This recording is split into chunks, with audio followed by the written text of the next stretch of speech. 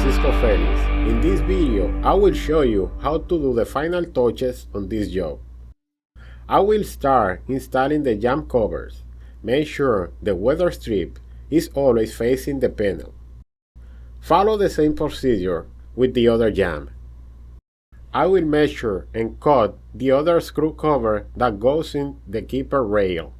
I will measure the upper half, then the lower half before cutting the extrusion with snips. Before installing the jump screw covers, I will proceed to set in place the seal end cap cover.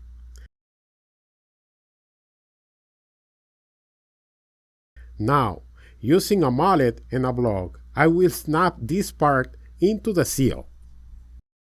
Now we will install the interior jump cover, making sure the weather strip is facing the panel.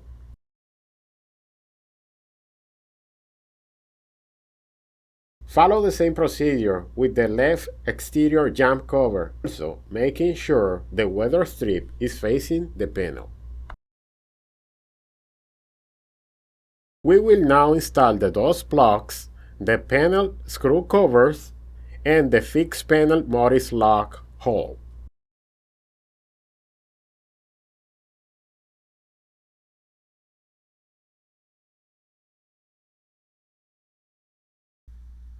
Now, using the installation hole blocks from the part box, I will cover the frame and the panel cavities.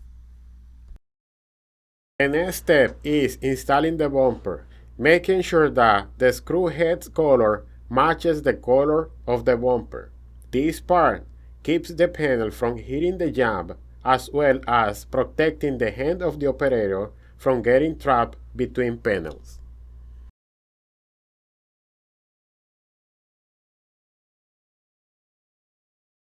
To recap, I show you how to install the screw covers, the seal cover, bumper, and the dust blocks. My name is Francisco Felix, and thank you for watching this video.